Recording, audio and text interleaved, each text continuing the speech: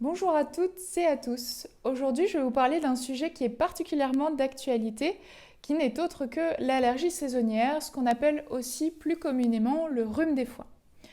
Ce rhume des foins, il vous embête à partir du début du mois de mars et c'est quelque chose qui pourra durer jusqu'à la fin du mois de septembre. Parce qu'en effet, on n'est pas tous allergiques au même pollen, donc on n'aura pas les symptômes forcément au même moment. Dans cette petite vidéo, aujourd'hui, je vais dans un premier temps vous faire un rappel des principaux symptômes de l'allergie. Ça servira aux personnes qui ne sont pas sûres et certaines d'être allergiques au pollen et leur permettront d'avoir tous les outils pour mettre un mot sur cette gêne qui leur chatouille le nez.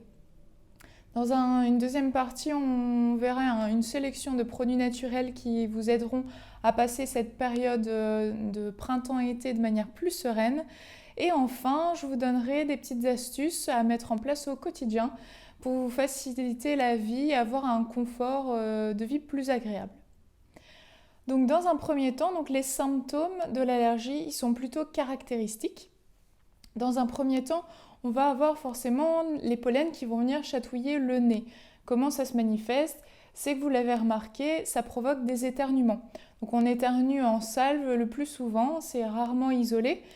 Et en plus de ça, ces pollens ils vont provoquer une réaction allergique au niveau de la muqueuse du nez avec un écoulement nasal. Donc on va se mettre à se moucher en disant que l'écoulement du nez il sera vraiment clair. C'est comme de l'eau. Néanmoins, chez certaines personnes qui ont plus d'inflammation, on pourra avoir une alternance entre ce nez qui coule avec un nez qui est plutôt très congestionné, donc nez bouché. Donc voilà pour les symptômes au niveau du nez. Ensuite, on va avoir possibilité de ce qu'on appelle une conjonctivite allergique. Donc la conjonctivite allergique, c'est dû tout simplement à la pénétration des pollens au niveau des yeux, des petites particules de pollen. Et donc la conjonctivite allergique, elle se manifeste par des yeux qui pleurent avec des démangeaisons oculaires.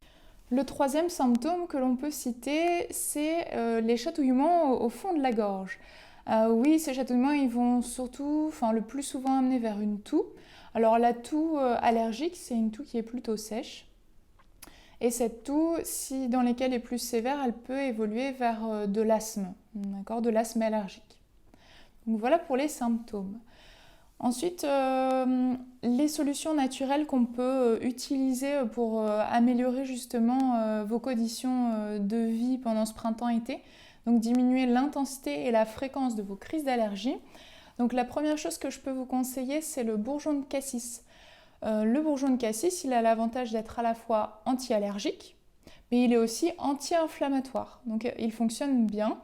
Et aussi, on peut l'utiliser à la fois en préventif pour éviter d'avoir des allergies, mais aussi en cas de crise, donc en curatif, quand on a déjà des symptômes. Donc en préventif, c'est 5 à 10 gouttes à prendre 2 fois par jour pendant la période à risque. Et par contre, si on a déjà les symptômes de la crise, on pourra prendre 10 gouttes 3 fois par jour. Voilà pour le bourgeon de cassis. Ensuite, la deuxième solution que je peux vous citer, c'est l'hydrolat matricaire.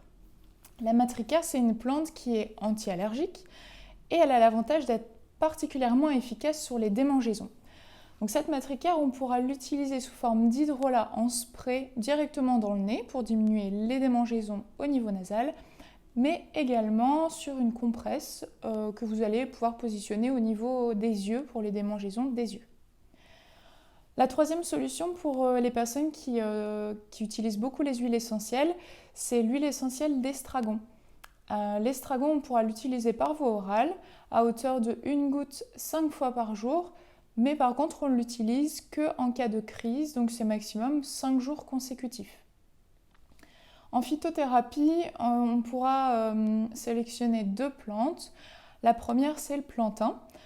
Le plantain, il a un certain nombre d'indications qui nous rendent particulièrement service pendant les périodes estivales.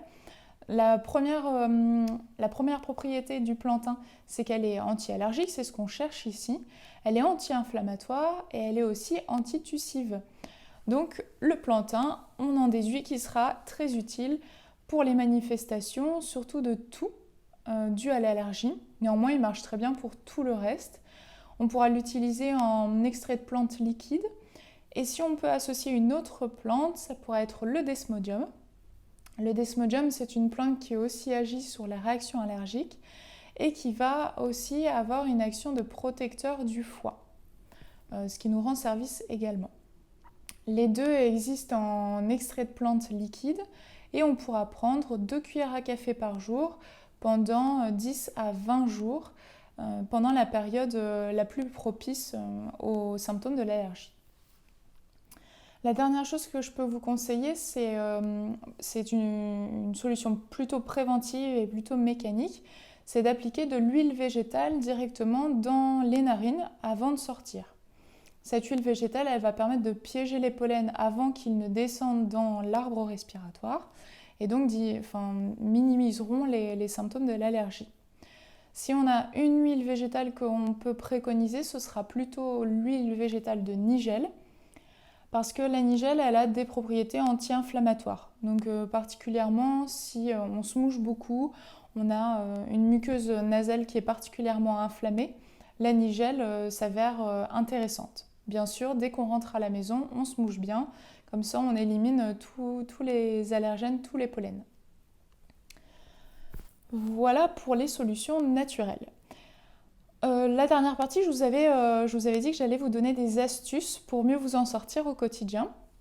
Alors la première, c'est on va éviter, alors on doit toujours aérer les maisons, hein, bien sûr, l'été, c'est même plutôt très agréable, mais par contre on va éviter de le faire là, en pleine journée, parce que les pollens volent plus dans la journée, et bien sûr aussi pendant les jours ou les périodes de grand vent.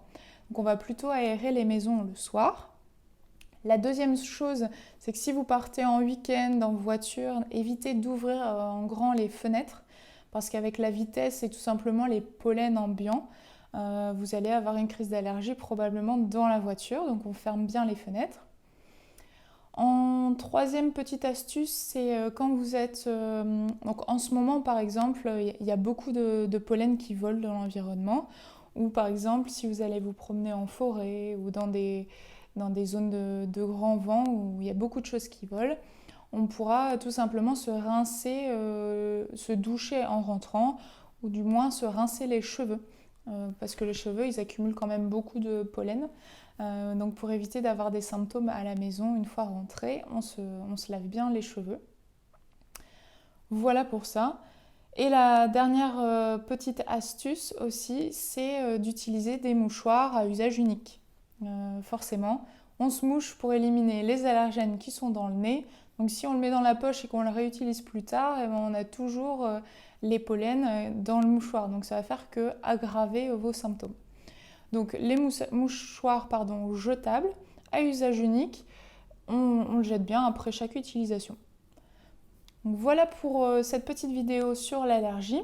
Si vous êtes intéressé en certains des produits naturels dont je vous ai parlé, on vous mettra les liens en dessous de la vidéo pour que vous puissiez aller les consulter. Et sinon aussi pour l'allergie, si vous avez des allergies qui sont de plus en plus sérieuses au fil des années ou que des solutions de base ne suffisent pas, il peut y avoir un travail de terrain à faire où on va plutôt explorer l'intestin, la santé intestinale ainsi que le foie. Tout ça peut donner lieu à une consultation et n'hésitez pas à nous demander conseil. Je vous remercie et je vous dis à très bientôt.